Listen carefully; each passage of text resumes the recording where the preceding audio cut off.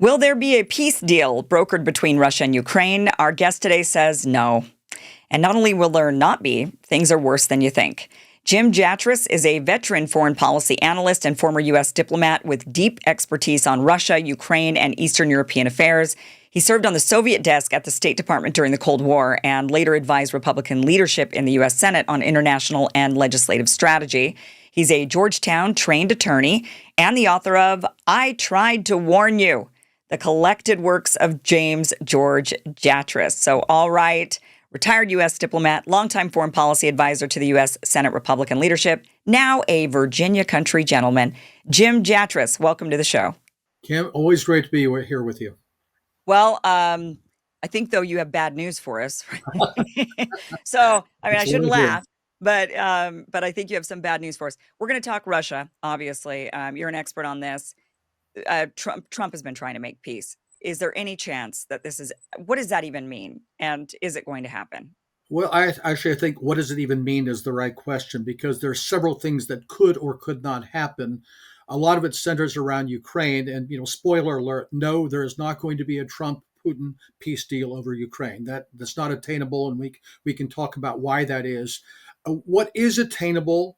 It's not happening, but it is attainable. Are some other things that were certainly on the Russian agenda in Anchorage, and I think maybe to some extent we're also on Trump's agenda. I think one of the first things would be to just get normal bilateral relations between Washington and Moscow back on track, at least to what they were back in the Soviet times. I mean, between, say, Nixon and Brezhnev, to reopen the consulates, to have direct flights between our countries, to get arms control talks back on track. I mean, the START treaty, the main treaty that governs strategic nuclear weapons, is going to expire in February. That really needs to be extended unless we want to have a new arms race. I mean, these are things Trump actually could do and do easily. He could announce tomorrow, hey, I'm appointing a team to restart the START talks, and let's renew that treaty. He could do that. He could restart the flights between the United States. He could reopen the consulates. I think the Russians are very keen to do that.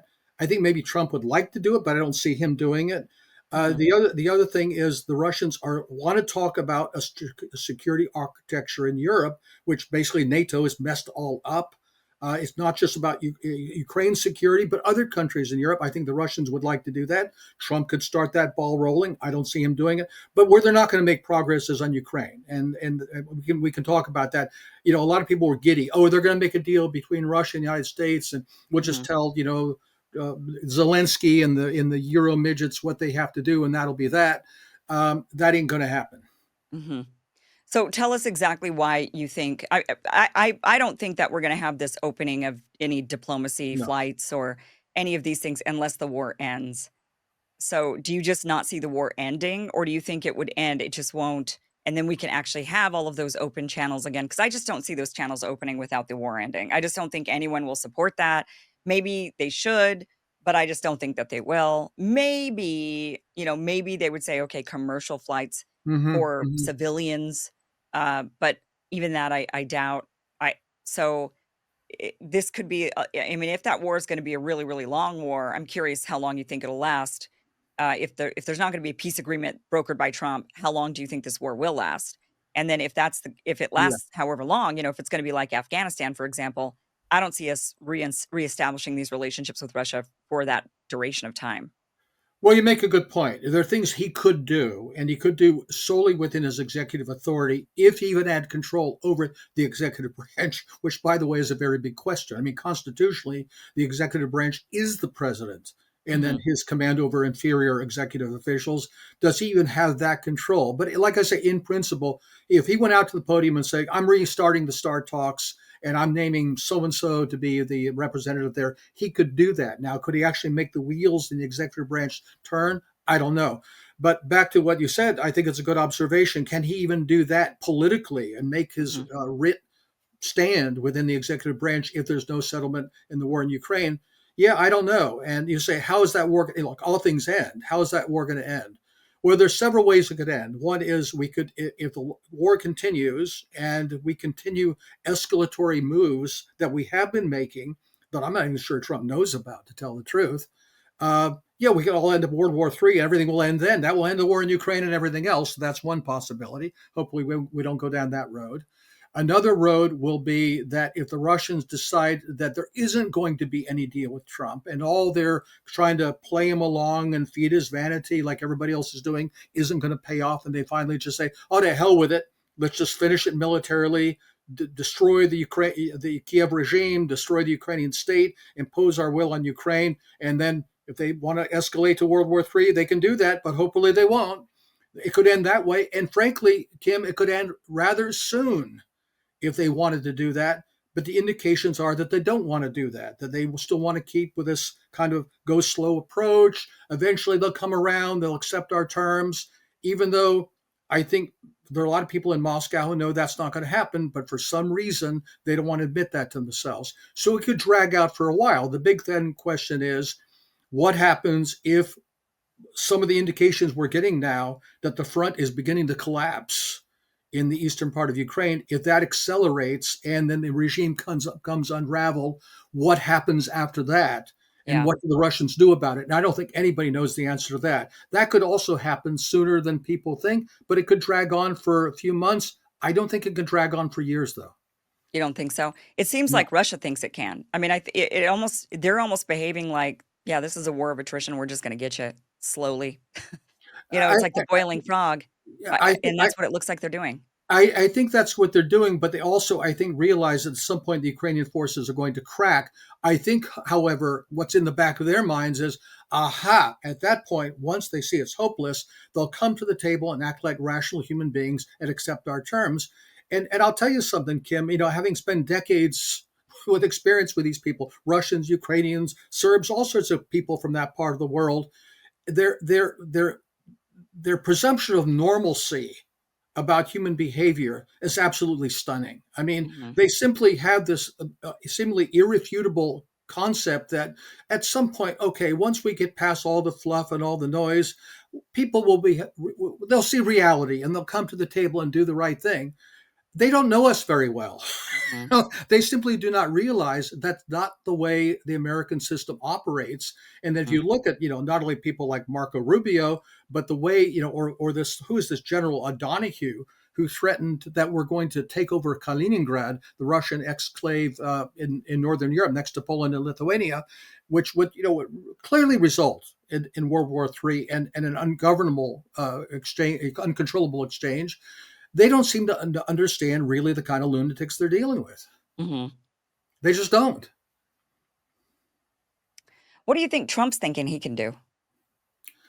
I think Trump, again, trying to parse what Trump says and what kind of unruly or let's say messy mind is behind his messy speech is very hard to tell sometimes. I think what he wants is, as you pointed out in some other programs, I've already solved 6 wars. People are saying, frankly, it's the best. And now he's going to solve the 7th war. It should be the easiest, but it turned out to be the hard. Look, I think in his mind, he still thinks he's making another real estate deal. He talks about the Russians and Ukrainians like these are two kids over here fighting. I'm going to come in and knock heads together and they're going to solve.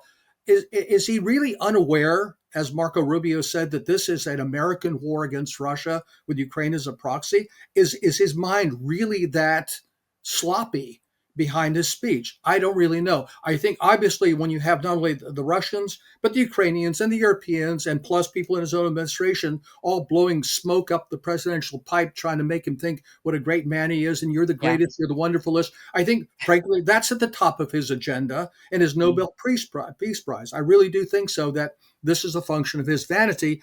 So I think in terms of the particulars, he doesn't really care how it ends, just so long as it ends and he gets the credit. Now, Right. yeah, and if that's what's governing this, that's another reason why it has no place to go. But I mean, it is an American war against Russia. Yeah, So, I mean, what we could do is just pull the plug on the whole thing. But do you think realistically that that's fair to Ukraine? I mean, I'm not advocating for more war by any means. And, I've understood the root causes of why we ended up in this war, NATO expansion, uh, the West kind of screaming at Russia or kind of mean mugging Russia, trying to bait them essentially. All of that is, I understand all of that, but Ukraine is a country of people, and there have been many who have died in this war. And there's got to be some level of sympathy for that, right? I mean, whether the war should have happened at all or not is to the average person who's the Ukrainian who's actually being killed on the battlefield, the mother who's grieving her son, the Sure. people who are dealing with war. I mean, this is a real thing for them, Yeah. and one that, you know, for us to just abandon, and I'm not advocate. I don't want to sound like I'm advocating for Hmm. continuing the war, but for us to just abandon them and be like, well, I mean, it's a pretty atrocious thing also to do. After they've paid this very serious consequence for an American war. I mean, it should be a warning lesson to really any other nation, and you'd think that that Ukraine would have learned that lesson before now. I mean, and not gotten involved and said, "Look, you guys just come around and use people and destroy those people, and then you run off like we saw what you did in Afghanistan." You think that Ukraine would be like, "You know what? We don't really want to do that," but they didn't. Hmm. They went Hmm. along with it. Yeah. They're in the place that they're in right now. So, from the Ukraine perspective, Hmm. what is the best possible outcome for them right now if the US suddenly says, "You know what?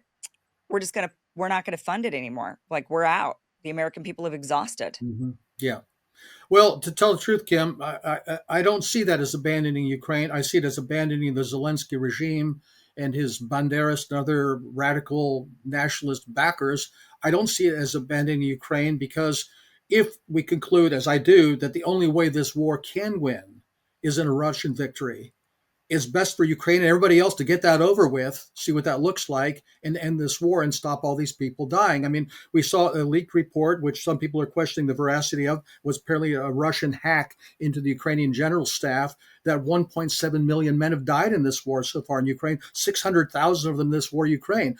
Uh, Yeah, in this year alone, if it cannot end in anything but a Russian victory, and that's the only way for the bloodshed to stop, so let's get there. And if that means that Zelensky and his backers, all have to flee the country or maybe end up on lampposts in Kiev, well, let's get on with that too. I don't see that as abandoning Ukraine. And as far as the Ukrainian people go, the polls do show, if you could take them seriously, that the vast majority of Ukrainians want to see this war end. And let's remember too that sometimes I hear this from the Russian side. Well, the Ukrainians deserve this. They chose this. They chose to be a puppet for the Americans. They didn't really choose this either. I mean, how did mm, Zelensky win the presidency in 2019? He promised them peace. They right, voted for peace, and instead he chose war. So, yeah, I don't think frankly, from what I know from my contacts with Ukrainians, even some of them who may have been seduced by this kind of nationalist agenda at some point, uh, they, a lot of them, a public opinion can be malleable about these things. I was talking to a friend from Chernigov in northern Ukraine a while back, and he was saying, "Yeah, well, people here just want to get along by going along. If the nationalists come, we say, 'Oh yeah, yeah, well, we're with you.' And when the Russians come, we'll say, 'Oh yeah, yeah, we're with you, we're with you.' That they don't really give a damn as long as their own lives will not be disturbed. And whether it's a blue and yellow Ukrainian flag or a white, blue, and red Russian flag, they don't really care." yeah, And I think most people are like that. So frankly, now can Trump walk away? You hear that sometimes people too. If he comes to an agreement with Putin, and then Zelensky, who by the way has no agency, he's just a puppet of the nationalists and basically MI6, British intelligence, and the Europeans, of course, have no cards to play. If they don't accept it, well, he can just walk away. I'm not sure he can walk away. This is still an American war. He just agreed, well, his administration agreed to supply these new cruise missiles called ARAMs or something like that, long range missiles, not nuclear capable, evidently, to the Ukrainians. Again, he sent these submarines off the Russian coast. He put nuclear weapons in Britain. He still thinks he can bluff and bully the way the Russians into an agreement. So if even if he gave the order, okay, fine, we're going to drop Ukraine. No more aid to Ukraine. No more weapons for Ukraine. No more intelligence to Ukraine, which is a crucial thing. No more American generals planning all the operations. Would those orders actually be obeyed? I'm not sure they would be obeyed. yeah, I'm not sure he knows that or not. right. I also don't understand what Russia's gonna end up with in this. I mean, Hmm. unless NATO disbands entirely, Yeah. because really, what is the point of NATO at this point anymore? I mean, the whole point of it was to fend off the USSR, right? Hmm. Well, that doesn't exist. So to continue it on, and it's just continued moving east. That's obviously upset Russia. Um, for good reason. And Mhm. so to me, anything short of not, I mean, if you're not going to disband NATO and just get rid of it, then this thing is a loss for them too. I mean, what would change really? So let's say they take all the land that they have right now, because Mhm. what was on the table in Alaska was okay. You can keep all the land that you've already pretty much annexed, right? Mhm. So you can have the Donbass and Crimea, and we'll recognize it. And okay, so they do that, and then what changes? I mean, Ukraine is still on their border. It's not like Ukraine disappeared. So the Mhm. border is still there. There's still potentially the ability for NATO to expand to that region, which would Yeah. be right on the border of Donbass, right? I Mhm. mean, it's what I don't understand Russia's no matter what, even if you take all of Ukraine, NATO's on your border. Well, remember, NATO is a political organization. It's an American-run, dominated political organization. It's not really an alliance, and it's American um, control mechanism in Europe. What did Lord Ismay say back in 1948? Americans in, Russians out, Germans down, basically meaning Europeans down, under the American thumb. Now, again, there are different schools of thought on this. My view is that the Russians were to win a decisive victory in Ukraine, I'm not sure NATO could withstand that. In words, it would be such a failure for NATO. If, say, what happened in Afghanistan happened in Ukraine, the whole Ukrainian state Mhm, collapsed. I'm not sure that at that point everybody wouldn't say, well, obviously the Americans are not in charge anymore. NATO, they'll cut their own deals with Moscow at that point, and then say, okay, fine, NATO is a dead letter, and maybe it falls apart even formally. mhm, On the other hand, you're right. I think that that's really what they're hoping to gain out of this. Okay, Trump has dropped his demand for a ceasefire, but he's still talking about security guarantees. Months ago, Hegseth talked about putting European troops into Ukraine. You know, the Russians have indicated, at least according to the press reports, which you can take with a grain of salt, that they might be willing to agree to a ceasefire if the Ukrainians pulled their forces out of Lugansk and Donetsk oblasts, and then they would freeze the line in the other two oblasts that the Russians have annexed, which are Zaporozhye and Kherson. The trouble with that is that those are, according to the Russian constitution, now sovereign Russian territory, and Putin cannot give those up. Now, on the other hand, even if you, there's about four hands now, if the Russians got full control of those oblasts, including Crimea, but not Odessa, not Kharkov, not Kiev, a lot of mhm. people in Russia would say, what do we do all this for then? Because you're right, NATO would then pour into those other areas. We still have it on our doorstep. And that's why Right. I think you hear a lot of people in Russia saying the only way this war can end is if the entire Ukrainian state collapses and either becomes part of Russia again, or at the worst, the rump Ukraine is a controlled state like Belarus. It has a puppet regime in place which is pro-Russian and basically is dancing to the Russian tune. And then if and I think that actually would spell the end of NATO. But otherwise, yeah, I think they're opening the door to exactly the same thing you said, which is we pour the troops in, it all becomes NATOized. Even if we promise no NATO, no NATO, it's going to be a neutral state. And that's the other thing that I think people need to keep in mind when they talk about a settlement. Whatever settlement is achieved, we will renege on. We Mhm. lie. We do not keep our promises. Even if Trump, in good faith, wants to make a deal with the Russians, I'll agree to a neutrality for Ukraine like Austria in Right. 1955. Those promises will not be kept, even if they would manage to keep them for the balance of his administration. Yeah. The next administration will tear them up. That's the way we do Exactly. business. Right. And that's, I mean, and look, again, I'm not advocating for a dictatorship by any means, Yeah. or a monarchy. But our system, our current democratic system where we change administrations potentially every Mhm. 4 years is, I mean, it's destabilizing to these deals. And so again, it's kind of why would any of these other countries continue to make deals or rely on the United States or trust our treaties or trust our, like look what we did to Iran, right? We went into the Iran nuclear deal only to have Trump tear it up. Mhm. Um, what we've done basically over and over again has been that, yes, we'll make you the promise, but then, oh, nope, we backed out because it's a new administration. The new administration could say, well, I didn't agree with that, so I'm not going to go forward with that. It is fundamentally destabilizing. So I don't know. I even know, right? I mean, again, if I'm Russia, Yeah. with Yeah. without just a full NATO just disbanding, but it looks like the Europeans aren't going to give it up. So even if the United States said, "All right, we're not going to be a part of NATO anymore. You guys are on your own. We're getting rid of NATO." The Europeans would come up with their own NATO. I mean, they seem so hell bent Yeah, on and of continuing course, to wage war with Russia. yeah, and the EU has also tried to take on more of a security role, and the line between NATO and the European Union is becoming thinner and thinner. That having been said, when all said and done, based on their economies, based on their militaries, frankly, based on their collapsing cultures, and frankly, the hostile regimes in every one of these countries against their own people.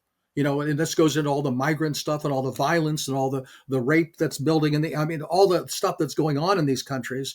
Um, if the Americans walk away from NATO, then there is no more NATO. There's still Yeah. maybe a headquarters in Brussels with a plaque on the door that says NATO, but there is no more NATO at that point.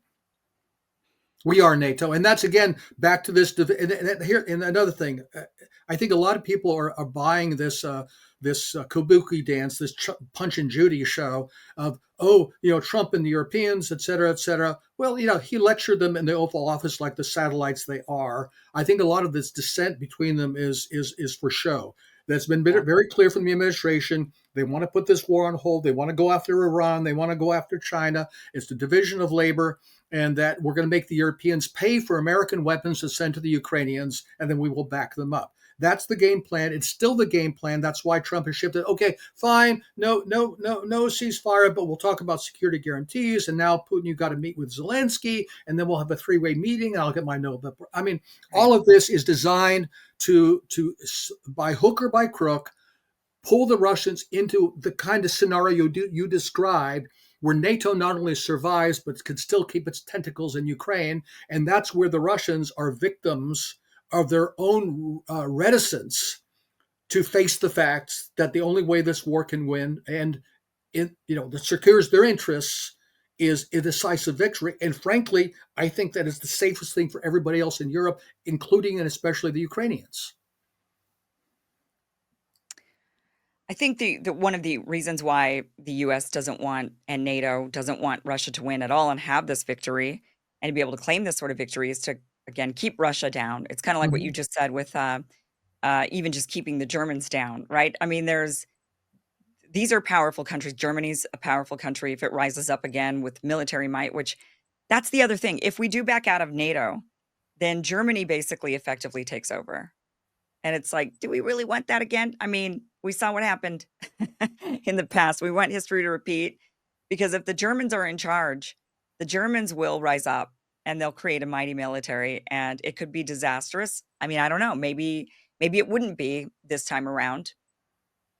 I don't think so. I mean, again, when you look at the kind of leadership if you have like Mr. Merz in Germany, Mr. BlackRock in charge, these are globalists, these are internationalists. They don't have a patriotic bone in their body, and the Yeah. only really patriotic party in Germany is the AfD, and they're the ones that want to get along with the Russians. I mean, I just don't think they don't just don't make Germans as they used to, and I just don't think Germany is capable of that role. Frankly, I don't think they're even capable of reindustrializing unless they patch things up with the Russians and secure their access to cheap energy again. I just don't see that happening. I But think if they this is all. do, I mean, but the Yeah, thing is they yeah, could. I mean, yeah. that could happen. And then what?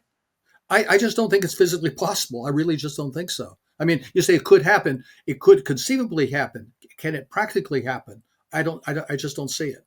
And again, there's something else that needs to be kept in mind. If you look at all the wars of the 20th century, really, that behind it was a kind of an Anglo-American agenda to make sure that Germany and Russia could not be friends. I can Mhm. remember there was total panic in 2003 when the war in Iraq began, when people were already talking about a Paris, Berlin, Moscow axis, that the Europeans are going to start agreeing with each other and telling the Americans to take a hike.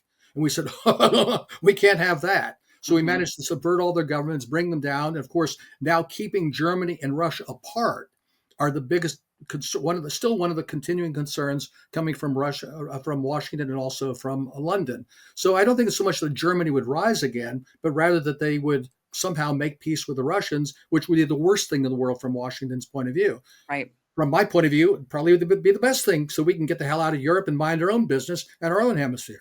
Right. Like, just let them handle themselves. I mean, they've got Yeah, so much rebuilding they'd have to do throughout all of Europe. It's not like it's going to be hard to make Europe rise up again and become the European great power it was once. I mean, yeah, y- it's they're the old world. I mean, now the United States is becoming the old world because China's becoming the new world, right? But so we're kind of the old world, and then but Europe is really the old world, really old yeah, world. yeah. And So this is where they have a lot of catching up to do.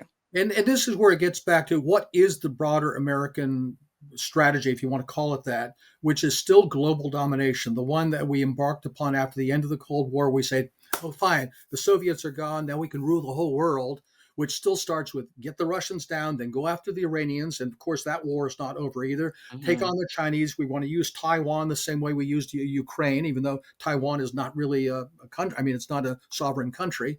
But I just think at this point they need to find a way to put Ukraine on hold, cut our losses, preserve NATO, put the Europeans in charge of keeping that pot boiling while we move on to greener pastures. The war with Iran is going to start up again. My guess is sooner than people expect. I think Yeah. certainly by the end of the year and maybe even next month or in October. And then we still got to confront China. I mean, what we really need is an American interest-based policy which basically says, hey, let's look after our own country. Let's not try to rule the world. This is just bankrupting us the way the Soviet Union bankrupted itself trying to spread communism all over the world, except we're trying to spread democracy, human rights, and free markets and all that, mumbo jumbo, none of which is true. Yeah. From an Iranian perspective, let's talk about this for a second.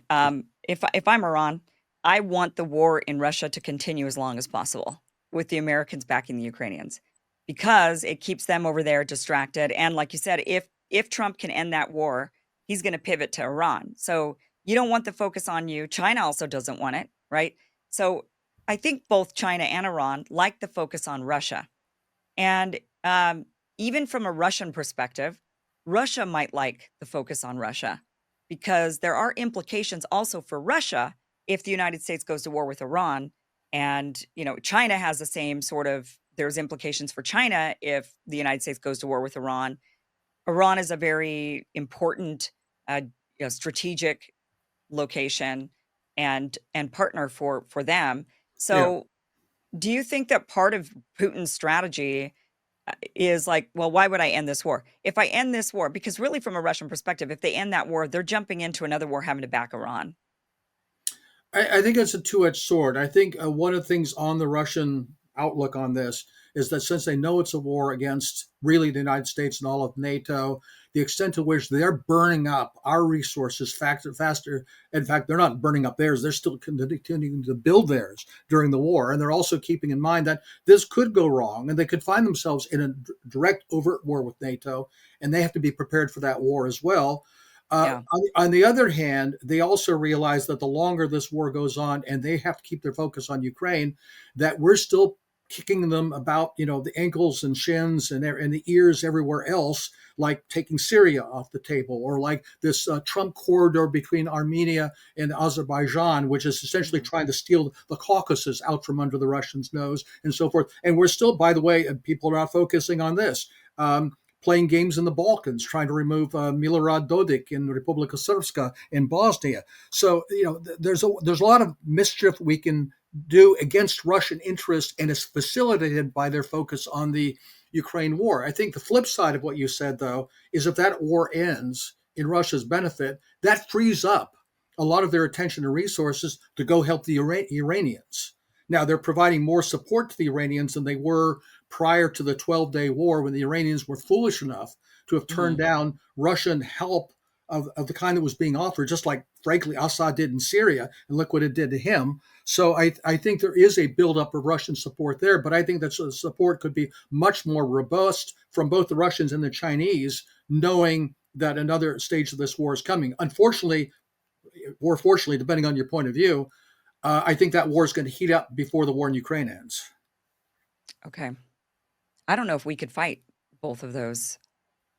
And then if I were China, that would be a really opportune time to do whatever I want to do.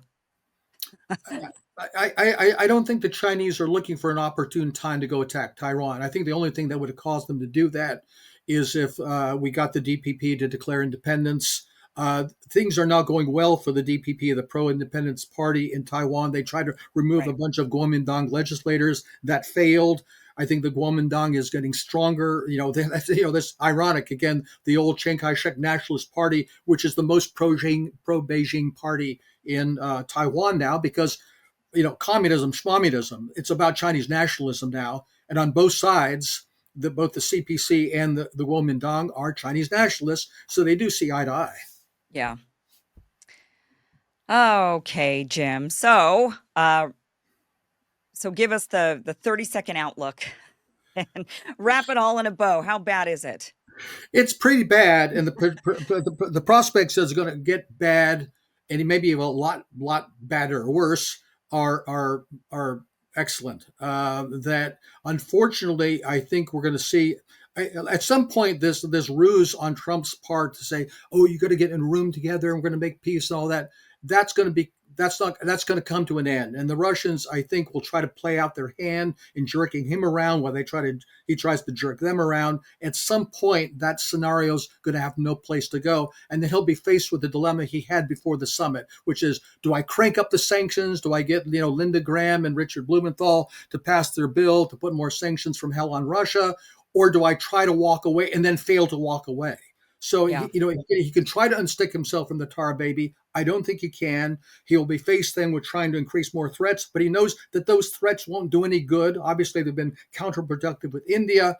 So I think this has come to a crunch sooner rather than later. My fear is that they will still try to escalate in a way that will provoke the Russians or pressure them into doing something that they're not going to do.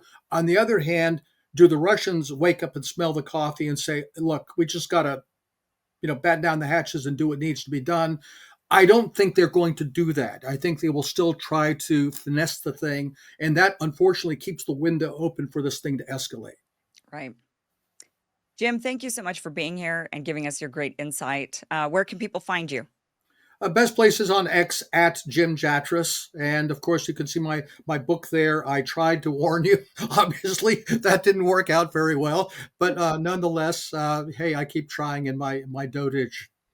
Well, we really appreciate it. So we do have the link down below to the book and also to your X profile. So that's perfect. Jim Jatras, thank you so much for joining us. Thank you, Kim. Thank you for watching this clip from the full Kim Iverson Show, which you can catch Monday through Friday, 2 p.m. Pacific, 5 p.m. Eastern at KimIversonShow.com. It is free for you to watch. Again, 2 p.m. Pacific, 5 p.m. Eastern, KimIversonShow.com. See you there.